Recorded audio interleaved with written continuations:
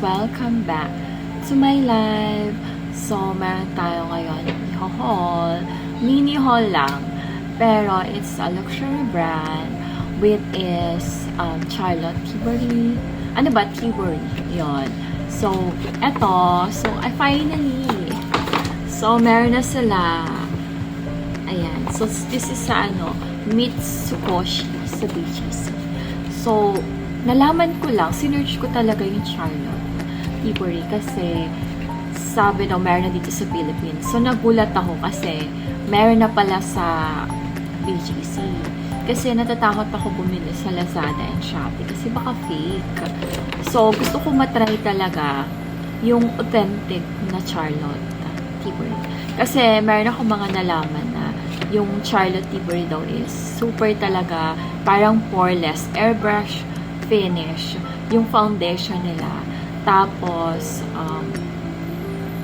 ayun na nga, long lasting. So, perfect sa akin na oily skin ako. Kasi I didn't know na I am oily skin. So, kaya pala lagi ako nag-oil.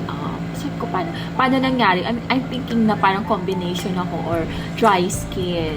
So, hindi pala, oily skin pala ako kasi nagpa-check ako before, dito sa dun sa Green Hills. Meron siyang matcha-check kung ano talagang skin type mo.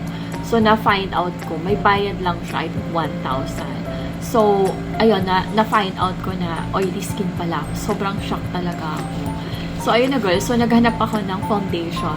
Kasi every time na ginagamit ko yung mga L'Oreal, na mga Maybelline, parang ang bilis niya mahulas. So, sabi ko, binenta ko na yung Estee Lauder ko na mga, na mga double wear foundation. Kasi nga, parang feeling ko, sobrang dry niya sa face ko, nakikiki talaga siya. So, ayun, sabi ko, masyadong mabigat sa face kung everyday ko siyang gagamitin. Kasi lagi ako naka-foundation everyday. Kahit paggagala lang ako, punta lang ako sa mall, mga ganun. So, tawag dito. So, lagi akong nag-wear ng foundation. So, ayun. Tapos, so, ito na nga. Simulan na natin. So, ito yung unang talagang guys, ang girls pala, sorry. Ang mai-recommend ko lang sa inyo is yung foundation na anong tawag dito? Foundation na long-lasting. And wag na kayo manghinayin kung super expensive siya kasi sobrang worth it naman talaga nung foundation. Actually, nung tinry ko siya dun sa BGC, talagang naglakad-lakad muna ako sa mall before, para talagang malaman ko nag-oxidize siya. Siguro at least 1.5 hour ako dun sa mall na yon. So, ay talagang gusto ko, worth it talaga. Gusto ko malaman kung nag-oxidize siya. So, ayun, hindi naman siya nag-oxidize and okay siya. Talagang long-lasting talaga siya. So, ayun, ito siya, Charlotte Tilbury. Airbrush Flawless Foundations. Yeah, stays all day and night. So, ang shade ko dito is 12. Pero gusto ko sana yung mas white kasi nga acidic nga ako, girl. So, ayun. So, ano na natin siya? Open natin siya. So, ganito siya, girls. Ayan. Sobrang ganda. Ayan. So, ang maganda talaga dito is talagang parang poreless ang effect niya. And okay naman siya sa face ko. Hindi naman siya talagang nag-oil up. Talagang walang hulas. So, ayun. So, sabi ko, kailangan dapat siguro itry pati yung trinay ko din kasi yung mist nila eh. So, ayun. Meron na din tayong kasi sobrang nakakatulong daw yung setting spray. Kaya nag-setting, na rin ako, kumuha na rin ako ng setting spray. So, ayun. Blur, mattifying, smooth set all day. So, sobrang nakakatulong pala to, girls. Itong mga ganitong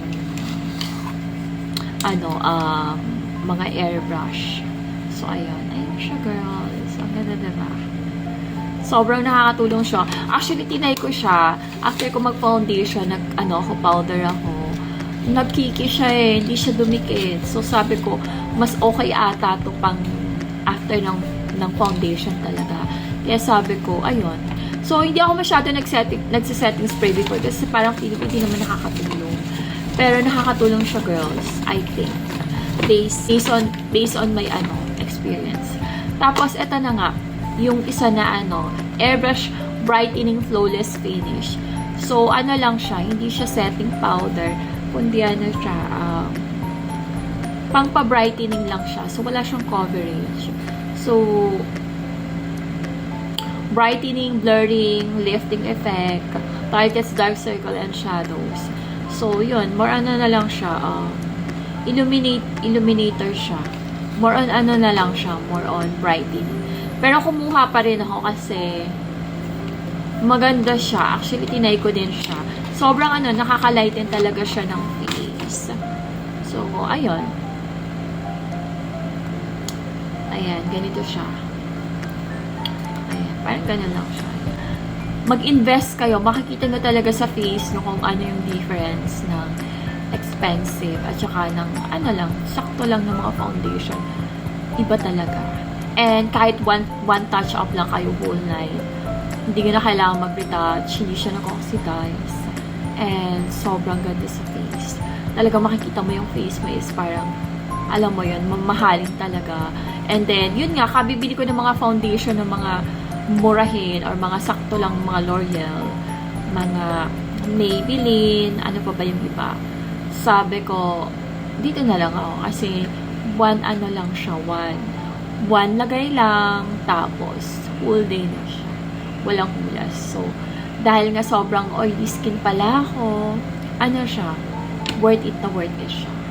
So, ayun. Mas gusto ko siya kaysa sa Estee Lauder, kasi medyo lang siya, light lang, finish, and blurring effect. So, sabihin ko pala sa inyo, girls, yung price niya, no? This is from Mitsukoshi Beauty sa BGC. So, ground floor lang siya, girls.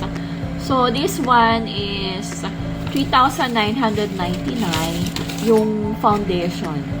Okay, foundation natin. And then, so yung yung setting spray is 3,799. And then, yung finish powder is 3,499. So, ayun. So, ayun, girls, worth it naman siya kasi maganda naman talaga yung product. As in, masasabi ko talagang ibang level. So, ayun. So, ayun lang, girls. So, thank you for watching. Alam nyo, girls, wait lang. Kasi nga, dahil nga, sa online, hindi ko matitest kung talagang authentic siya. So, gusto ko talaga, pag bibili ako ng mga more on makeup is yung actual talaga. Para makita ko talaga na original talaga siya. Kasi yung iba kasing mga foundation, mga fake talaga. So, hindi maganda. Ang mahal na fake pa. Diba? So, okay lang, konti lang yung difference. Chinek ko yung difference, na parang 300, 800 to 900 pesos yung difference. Pero at least ito authentic na. Kasi nasa BGC. Mitsukoshi. So, ayun lang, girls. Thank you for watching. Bye!